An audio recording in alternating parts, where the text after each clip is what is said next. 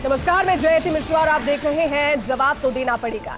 राजस्थान में चुनाव का बिगुल बज चुका है। चुनाव की तारीखों के ऐलान के बाद बीजेपी ने 41 प्रत्याशियों की लिस्ट जारी कल कर दी।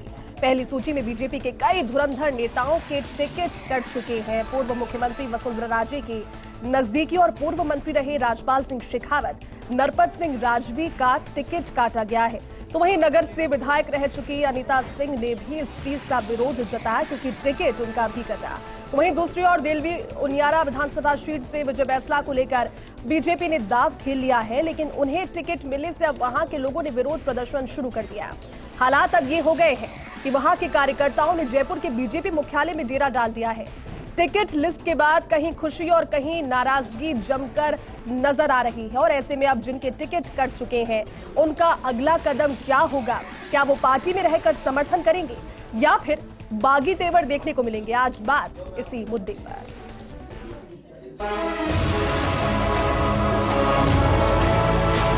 और आज इन लोगों ने मेरे साथ न्याय किया, क्या बताऊं।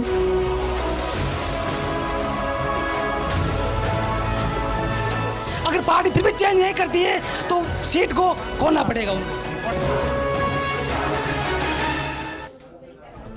तो देखिए, मुद्दा बेहद जरूरी है बात करने के लिए, क्योंकि भारतीय जनता पार्टी जिस सबका साथ, सबका विकास, सबका विश्वास और अंत्योदय के रास्ते पर चलने की बातें किया करती है, वो आज की तारीख में फिलहाल राजस्थान के लिहाज से लिस्ट जारी होने के बाद बिखरता हुआ नजर आ रहा है। स्टूडियो का रुख करते हैं, वहां से हमारे साथ में एक विशेष पैनल जुड़ा हुआ है। राजकुमार शर्मा, प्रवक्ता कांग्रेस, हमारे साथ जुड़े हुए हैं। प्रकाश भंडारी जी, राजनीतिक विश्लेषक हैं, वो भी हमारे साथ जुड़े हुए हैं। आप दोनों का बहुत बहुत स्वागत है सर। और विकास बारहट जी अब से कुछ देर के बाद हमारे साथ जुड़ेंगे। प्रवक्ता है भारतीय जनता पार्टी के, जिनके साथ आज सवाल होंगे क्योंकि पार्टी का प्रतिनिधित्व करेंगे आज फर्स्ट इंडिया न्यूज पर। और जो चल रहा है, जिस तरह की चर्चाएं गर्म है, लेकिन सबसे पहले राजकुमार शर्मा जी आप ही के साथ शुरुआत करते हैं। सर, हर बार देखने को मिला है कि जब उम्मीदें जहां पर ज्यादा होती हैं और जब उम्मीदें टूटती है, जब क्षण से कोई सपना टूटता है तो आवाज दूर तक होती है और फिर इस तरह की खबरें आती है। लेकिन इस बार इस चुनाव में भारतीय जनता पार्टी जिस फॉर्मूले और जिस अंदाज में इस 41 नामों की सूची को लेकर आई है, उससे लगता है कि अभी मामला ठंडा होता हुआ नजर नहीं आ रहा, क्योंकि डैमेज कंट्रोल जो कमेटी है वो बनी है। डैमेज कंट्रोल यानी मान रहे हैं कि डैमेज हुआ है। क्या आपका इस पर टेक? जयती मिश्रा जी, भारतीय जनता पार्टी का भी डैमेज कंट्रोल अभी होना बाकी है। अभी सपने टूटने बहुत सारे बाकी हैं।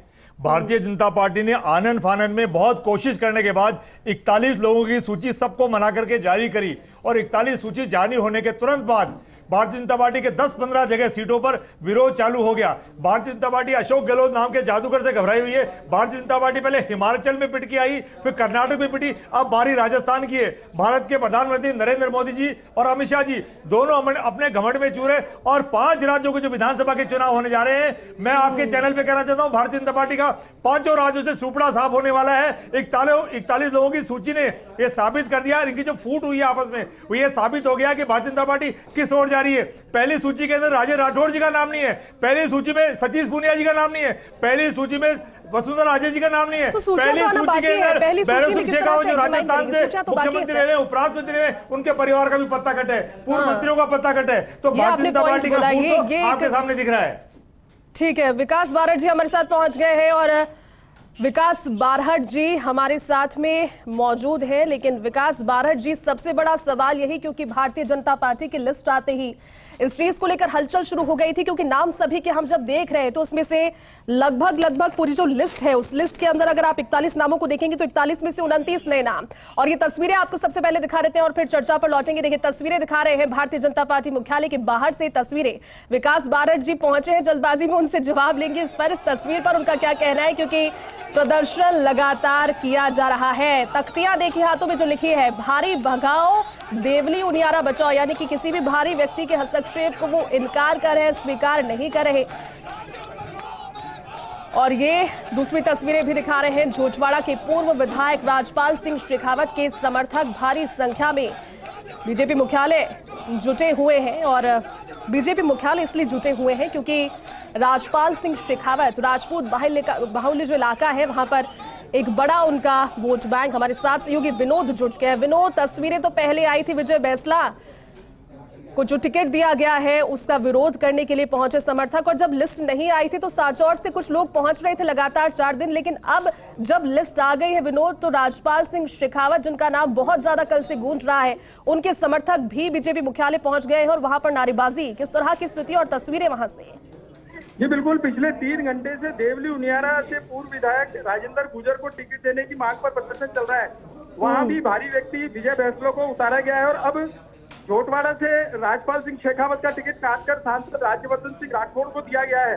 2 घंटे पहले राजपाल सिंह शेखावत ने अपने समर्थकों के साथ वैशाली नगर में एक बड़ी मीटिंग की थी। मीटिंग के बाद ये निर्णय हुआ कि आओ चले भाजपा मुख्यालय।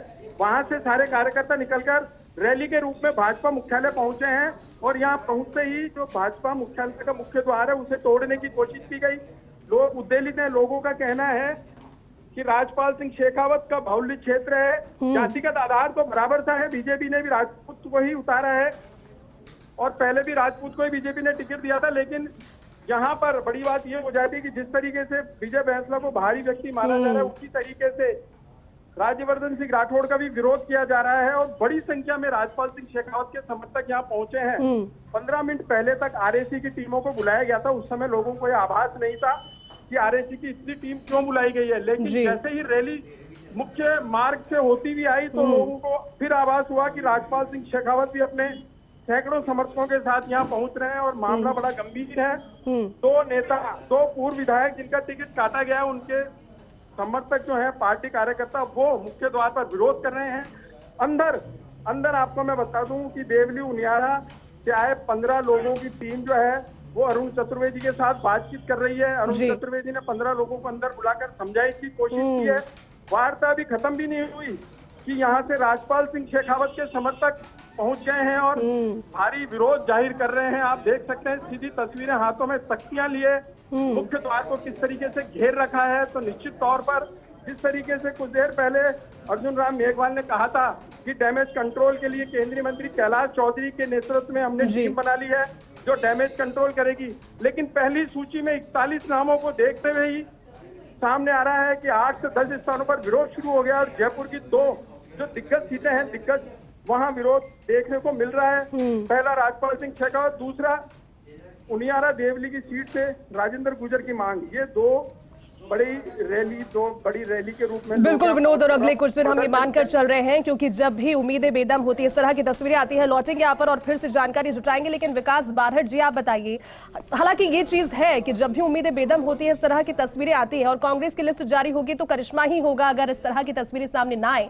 लेकिन राजपाल सिंह शेखावत का जिक्र आप देख रहे थे कि अभी कार्यकर्ता लगातार समर्थन के लिए पहुंच रहे हैं। एक ट्वीट जिसे आप एक्स आप कह सकते हैं, उन्होंने कल लिस्ट आने के बाद किया था, हालांकि डिलीट कर दिया था, जिसमें राज्यवर्धन सिंह राठौर को उन्होंने रिजेक्टेबल करार दिया। डिलीट बाद में कर दिया, वो क्षणिक आवेश रहा होगा, क्या उस पर आपका टेक? क्योंकि एक बड़ी बात है जिस चेहरे का इतना ज्यादा इन्वॉल्वमेंट हो, उस चेहरे को दरकिनार कर दूसरे नाम को वहां पर लाना। देखिए, मैं आपको बताऊं, भारतीय जनता पार्टी जो है यहाँ पर सबसे बड़ा अगर कोई है तो वो कार्यकर्ता है। हमारी पार्टी एक कार्डर बेस्ड पार्टी है, किसी परिवार के द्वारा गवर्न की जाने वाली पार्टी नहीं है। और कार्यकर्ताओं के मन का हर स्तर के ऊपर, मंडल से लेके केंद्रीय नेतृत्व तक के स्तर के ऊपर जो है वो आकलन किया जाता है। और एक चाहे पार्षद हो, चाहे कोई जिला परिषद का सदस्य हो, चाहे पंचायत समिति सदस्य हो, चाहे सांसद हो, हर एक व्यक्ति जो है वो पार्टी का कार्यकर्ता सबसे पहले होता है। और पार्टी का कार्यकर्ता किस दायित्व का कहाँ पर निर्वहन करेगा, ये पार्टी का संगठन तय करता है। और हमारे यहाँ ये परिपाटी रही है कि हमारे यहाँ संगठन जो है उसी के दिखाए हुए रास्ते पर चलना, पार्टी के अनुशासन के अंदर और पार्टी की मर्यादा के अंदर पाया। तो आप ये मान रहे हैं कि संगठन ने इस बार ये रास्ता दिखाया है कि 41 में से 29 नए नामों पर दाव खेला जाएगा, और ये एक फॉर्मूला जो एमपी में आपने अपनाया वो राजस्थान में दूसरी सूचियों में भी नजर आएगा क्या? मैं मेरी बात कंप्लीट कर दूं। सबसे पहले मैं आपको बताऊं कि सांसदों का चुनाव लड़ना, कोई ये कहे सांसदों का चुनाव लड़ना, इसलिए मैं मानता हूं कि राजस्थान के लिए अच्छा है कि उन्होंने नरेंद्र मोदी जी के नेतृत्व में उनकी टीम के अंदर काम किया है। तो वो बेहतर प्रशासन देने के लिए मैं मानता हूं कि उनके जो उन्होंने सीखा है वो कहीं ना कहीं राजस्थान के काम आएगा। दूसरी बात, आप अभी कह रही थी कि कांग्रेस के जब सीटें आएंगी पहली बात तो ये है कि कहीं ना कहीं आप मानती हैं कि भारतीय जनता पार्टी काफी आगे है। हमने आचार संहिता लगने के महज कुछ घंटों सर, मैं ये नहीं मानती, मैं पक्ष में या विपक्ष में किसी भी चीज में नहीं हूँ। मेरा सिर्फ एक सवाल था कि करिश्मा होगा, क्योंकि जहां पर भी उम्मीदें होती है वो टूटती है, एक्सपेक्टेशंस टूटती है, तो फिर दुख होता है, दर्द होता है। लेकिन उसी का जवाब दे रहा हूँ।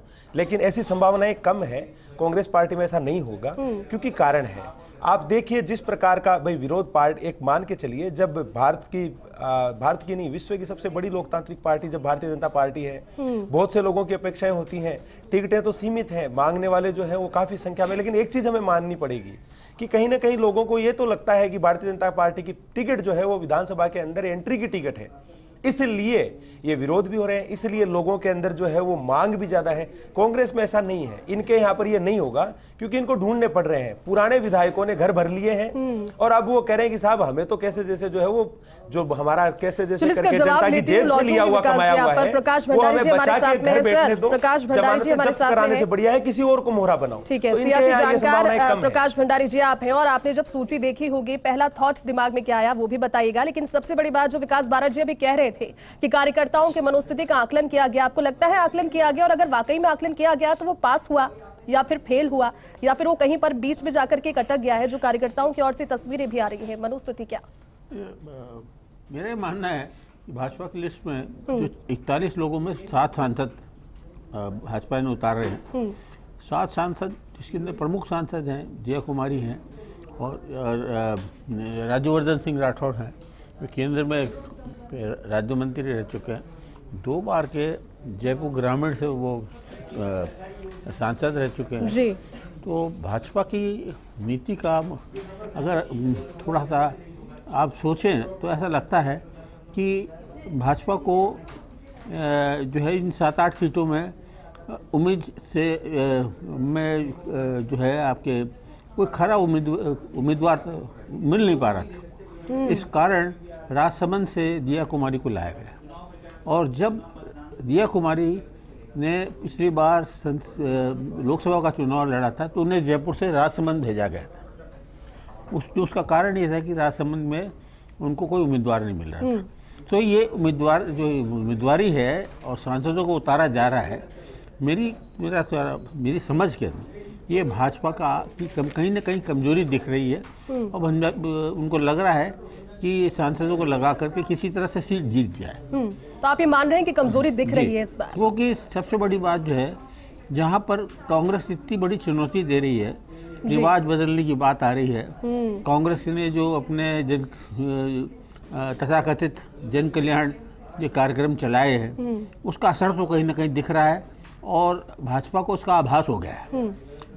ये है कि भाजपा को जो आभास हुआ है वो ये है कि जो चुनावी संग्राम है वो कोई आसानी से नहीं लड़ने वाला है, जो दोनों के बीच में बहुत जमकर संघर्ष होने वाली है और कुछ ऐसी सीटें हैं जिसके अंदर भाजपा कमज़ोर दिख रही थी, वहाँ पर इन सांसदों को उतारा गया है और यहाँ पर उन सांसदों को उतारा गया है जो उसी क्षेत्र से आते हैं जी और उस क्षेत्र में थोड़ी सी पकड़ है उनकी।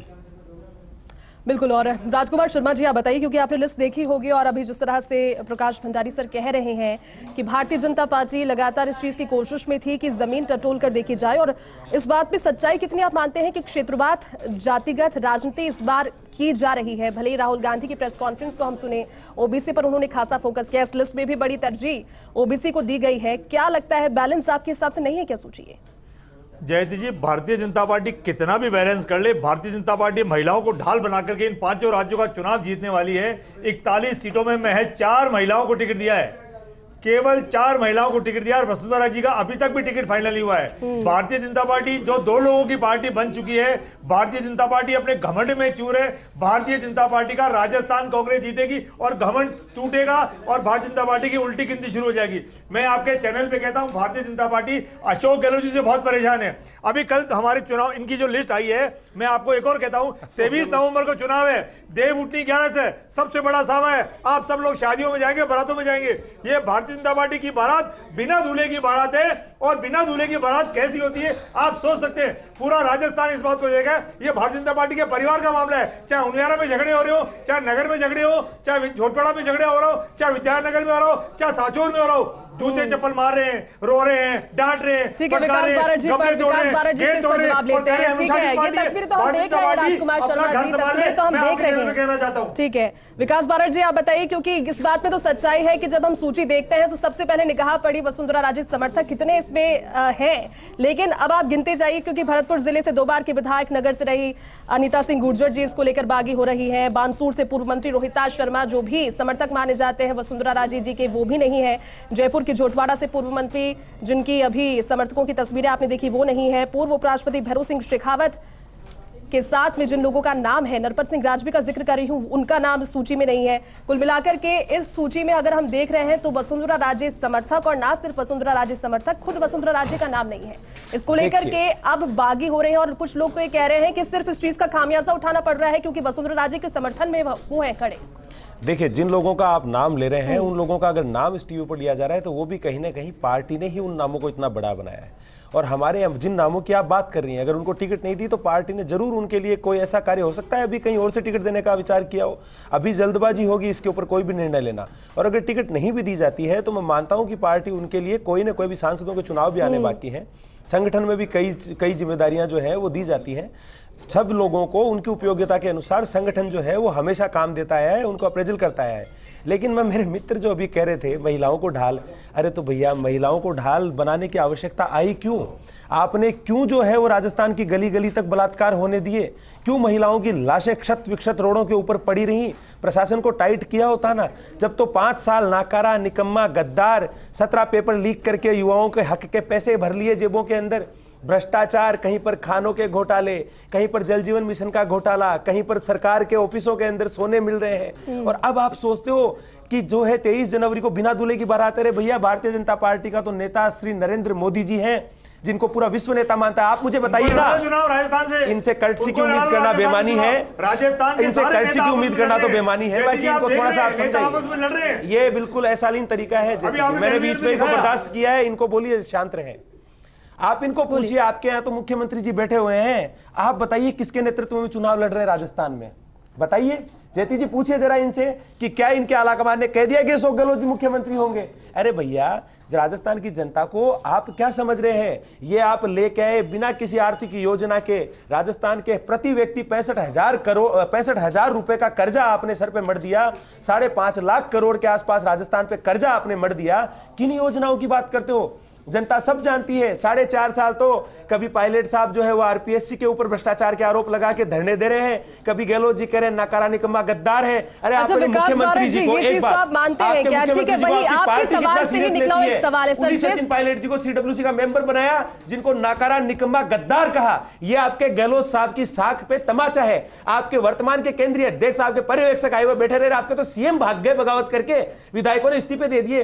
क्या पार्टी की बात करते हो? हमारी पार्टी में तो सिर्फ मांग है, कार्यकर्ताओं का हल्का विरोध है और परिवार है। परिवार में जब एक को नहीं मिलता, जो हल्का विरोध आपका है, ये जो हल्का विरोध आपका है, ये तो कथाकथित सूची सामने आई थी, जो सूची सही सूची नहीं थी, जो पायरेटेड सूची थी। नैतिकता की बात करते हैं आप। ठीक है, इसी से जुड़ा हुआ सवाल है सर। आप कुशासन, भ्रष्टाचार और तुष्टीकरण के मुद्दे पर जनता के बीच जा रहे हो, उस जनता तक ये तस्वीरें भी तो पहुंचेगी, जो प्रदर्शन की तस्वीर है उस जनता तक वो भी तो पहुंचेगा कि जहां पर बाहुल्य इलाका है। हालांकि एक लीड लेने की कोशिश की, उसका जवाब है प्रकाश भंडारी जी से लूंगी। लेकिन विकास जी, आप बताइए, तुष्टीकरण, कुशासन, भ्रष्टाचार, जिस मुद्दे को जनता के बीच लेकर जाएंगे, उस जनता तक ये तस्वीरें पहुंचेगी कि नहीं पहुंचेगी? कार्यकर्ताओं की उम्मीदें टूटी, इस तस्वीर पहुंचेगी कि नहीं पहुंचेगी? देखिए, जनता सबको समझती। सबसे बड़ी बात है जो हो रहा है, जो सामने आ रहा है। मैं राजपाल सिंह जी की बात करूं तो राजपाल सिंह जयपुर के कद्दावर नेता है और जब भैरव सिंह जी के ज़माने से जब बनी पार्क विधानसभा क्षेत्र हुआ करता है तब से वो भाजपा के विधायक रहे और ईमानदार लोगों में से माने जाते हैं। किसी तरह का विवाद या किसी तरह का भ्रष्टाचार का कोई आरोप उनके ऊपर नहीं लग पाया है। उनकी अपनी आज जो जयपुर के अंदर युवा वर्ग का जो है, आप अगर आप देखें तो वो सब का नेतृत्व जो है राजपाल सिंह जी ने किया है। राजपाल सिंह जी की जोटवाड़ा से अच्छी पकड़ थी और क्योंकि वहाँ से लड़े भी और विधानसभा के 2 चुनाव जीते जी। राजपाल सिंह अच्छी सोच रखते हैं, प्रोग्रेसिव नेता हैं, सब कुछ है। लेकिन उनको हटा करके राज्यवर्धन सिंह को लाना ये दर्शाता है कि राज्यवर्धन सिंह जो शायद वसुंधरा गुट के सदस्य नहीं हैं, और राजपाल सिंह जी को जो सज़ा मिली है वो वसुंधरा गुट के प्रमुख सदस्य के रूप में इनकी जो भूमिका रही है उसके कारण उनको शायद टिकट से वंचित रखा गया है। तो आप उसे सजा करा दे रहे हैं। अब आप राजवी जी की बात करें, हाँ। जो विद्याधर से 3 बार जीते जी, बड़ा इलाका है, बहुत अच्छा वोट बैंक उनका और है। 3 बार जीते, और अब वो अपने बेटे के लिए टिकट मांग रहे थे, और उनका जो बेटा काफ़ी सक्रिय था उस क्षेत्र में। और हाल ही में जो नरपत सिंह राजवी की शादी, बेटी की शादी हुई, तो मैं भी वहाँ आमंत्रित था। मैंने देखा कि उस कॉन्स्टिट्यूंसी के कम से कम 5-6 हज़ार लोगों को सपरिवार उन्होंने बुलाया था। तो ऐसा लग ही रहा था, अब राजवी साहब को नहीं मिला टिकट, उनके बेटे को भी नहीं मिला, तो ऐसा लग रहा है कि हो सकता है कि उनको बीकानेर का कोई क्षेत्र दिया जाए, या चित्तौड़ के अंदर निम्बाहेड़ा जो है जहाँ से पहली बार वो चुने गए थे वहाँ भेजे। लेकिन ऐसी स्थिति में दोबारा मुझे कहना पड़ेगा कि वो ये है कि भाजपा जो है पशुपेश पर जरूर है, उसके पास 200 कॉन्स्टिट्यूंसी में पूरी तरह से मजबूत दावेदारी रखने वाले उम्मीदवार नहीं दिख रहे हैं। उन्हें अपने सांसदों को मैदान में उतारना पड़ रहा है, और अभी 41 में 7, तो अब जब समझे ये 100 और कितने 150 सीटों में, 150 से ज़्यादा हैं, 150 से ज़्यादा सीटों पे उन्हें उम्मीदवार उतारने, तो लगता है कि पिछले बार जो 25 उम्मीदवार चुने गए थे लोकसभा के अंदर, उस कड़ी सारे उतारे दिए जाएंगे कि ताकि किसी तरह से उनको उम्मीदवार मिल जाए। ठीक है राजकुमार शर्मा जी, आप बताइए, क्योंकि अब लिस्ट तो आपकी भी आने वाली है, इंतजार तो लिस्ट का हो रहा है। इस तरह की तस्वीरें वहां से भी अगर आई तो किस तरह से कंट्रोल करने की कोशिश की गई है? इसका कुछ कंट्रोल करने के लिए एक कोई पैनल बनाया जाएगा, या फिर जिस तरह की डैमेज कंट्रोल कमेटियां बनाई जा रही है भारतीय जनता पार्टी की ओर से, वैसे कोई आपके लिए पहले से एक प्री कोशिश पहले से? देखिए जयंती जी, जब टिकट घोषित होता है निश्चित तौर पे टिकट एक व्यक्ति को ही मिलता है, और 2-4 कम से कम एक विधानसभा क्षेत्र में 5-5 लोग टिकट मांगने वाले होते हैं। जब 3 या 4 लोगों को टिकट मिलता है तो निराशा होती है, लेकिन निराशा की एक सीमा भी होती है। अनुशासन भी एक पार्टी का होता है, तो वो अनुशासन पार्टी का जब पूरा ही टूट चुका होता है तब देखा जा रहा है। आप मैं कहना क्या अनुशासन दिखाया आपने राजस्थान को? आपका प्रदेश अध्यक्ष विधायक लेके सरकार गिराने के लिए भाग गया, आप अनुशासन का पाठ पढ़ा रहे हैं यहाँ बैठ के। भारतीय जनता आप बात वो बोलो जिसपे बोलने का अधिकार तो है, अनुशासन का पाठ पढ़ा रहे हैं। अरे मुख्यमंत्री भाग गया, राष्ट्रीय अध्यक्ष आया और मुख्यमंत्री भाग गया, अनुशासन की बात करते हैं, अनुशासन की बातें करते हैं आप। अनुशासन का ये तो पता है आपको, थोड़ी बहुत लज्जा आती है, यहाँ टीवी पे खड़े होकर बात करते हो, कहीं शर्म नाम की चीज से वाकई हुआ है? अनुशासन की बात कर रहे हो, अनुशासन की बात पूरी कीजिए। अपने मंत्रियों के खिलाफ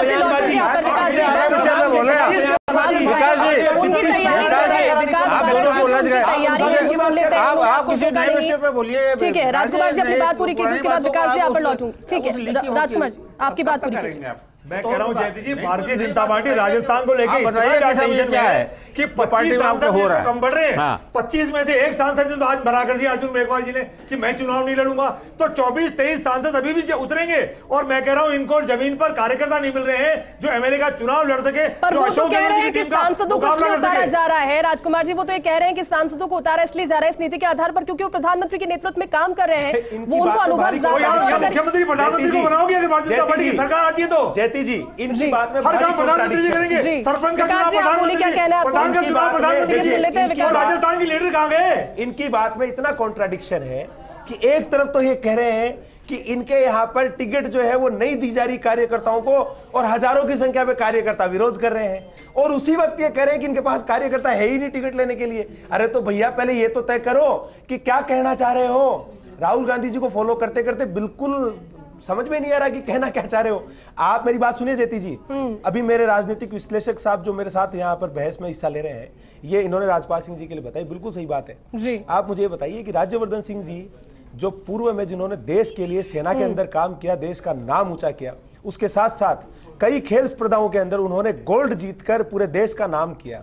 पिछले 9 साल से जो है वो इतना बड़ा क्षेत्र होने के बाद भी सक्रिय रूप से सांसद का कार्यभार उन्होंने संभाला, राज्य मंत्री का काम उन्होंने संभाला, और जहां भी जिस भी जगह उनका कंट्रीब्यूशन पार्टी के और पार्टी के राष्ट्रीय प्रवक्ता हैं, हर जगह हर भूमिका का निर्वहन करने का उन्होंने कार्य किया है। आप मुझे बताइए, क्या आप उनको नहीं मानते कि उनको यहाँ पर अगर टिकट दिया जाए तो ये पार्टी बिल्कुल मानते हैं सर, बिल्कुल। दूसरी बात ये राजपाल सिंह जी, राजपाल सिंह शेखावत जी, राजपाल सिंह शेखावत जी अपनी एजुकेशन, अपने अनुशासन, अपनी शुचिता के लिए जाने जाते हैं। आपके पार्टी ने, आप पार्टी ने तय करने वाले राजपाल सिंह जी को पार्टी कहां से टिकट का नाम लिया, राज्यवर्धन सिंह को आपने उतारा, उसका विरोध कौन कर रहा है? कांग्रेस वाले थोड़ी कर रहे हैं। नरेंद्र कुमार जी आपका पार्टी का पूर्व मंत्री कर रहा है जी। नरेंद्र कुमार जी तो झुंझुनू के प्रत्याशी है, इनको पता नहीं, 2 बार एमएलए रह चुके हैं, सांसद बने, उनको टिकट देना आप किस प्रकार से गलत करने का आग्रह कर रहे हैं? की सूची जारी हो रही है 15 मिनट पहले तक भारतीय जनता पार्टी के प्रदेश अध्यक्ष प्रतिपक्ष नेता ये भी कहने में आ रहा है, ये भी सुनने में आ रहा है कि राज्यवर्धन सिंह बहुत ही नाराज है इस बात से कि उन्हें विधानसभा का चुनाव लड़ा जा रहा है। ऐसी सीटें फंसाया जा रहा है जहाँ जाट ज्यादा है, राजपूत कम है। ठीक है, विकास जी जो कह रहे हैं सर, प्रकाश जी इस बात में सच्चाई, वो कह रहे हैं कि इस बात से वो खुद भी नाराज हैं कि उनके लिए सीट और कोई खोजी जा सकती थी, क्योंकि कंट्रीब्यूशन हम सभी मानते हैं उनका बड़ा कंट्रीब्यूशन है। लेकिन अब क्योंकि देखिए इसमें 2 चीजें हैं, जब राजपूत बाहुल्य सीट की हम बात करते हैं, 2 राजपूत चेहरे वहां पर है। अगर दूसरी बात यह है कि 2 एडजॉइनिंग सीट है, देखिए आप विद्याधर नगर और झोटवाड़ा राजपूत जी, और जो झोटवाड़ा उसमें राजपूत, आप इसका कोई असर नहीं पड़ेगा। पार्टी नहीं सोचती थी कि भाई उसको आपने एक जाति को, एक जाति का उम्मीदवार 2 एडजॉइनिंग और बिल्कुल जुड़ी हुई से सटी हुई कॉन्फ्रेंस वहां बना दिया। आप कहना क्या चाहते हैं? वहां तो पहले भी दोनों राजपूत कैंडिडेट थे, आपके वोट जिनकी आप पैरोकारी कर रहे हैं वो भी राजपूत ही थे, कांग्रेस के और बीजेपी दोनों भी तो राजपूत ही थे। दोनों एक चीज तो है, तमाम विरोधों से, तमाम सारे विरोधों से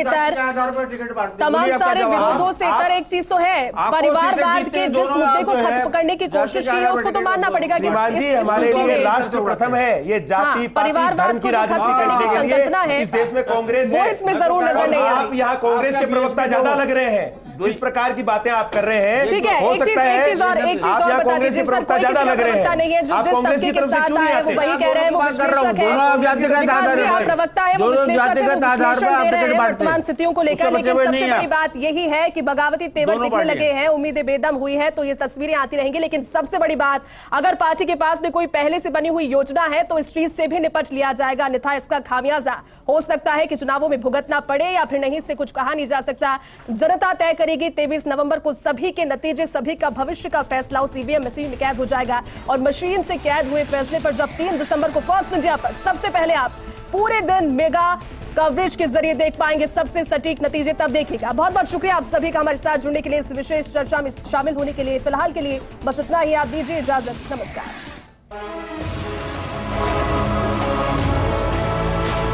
और आज इन लोगों ने मेरे साथ न्याय किया, क्या बताऊं।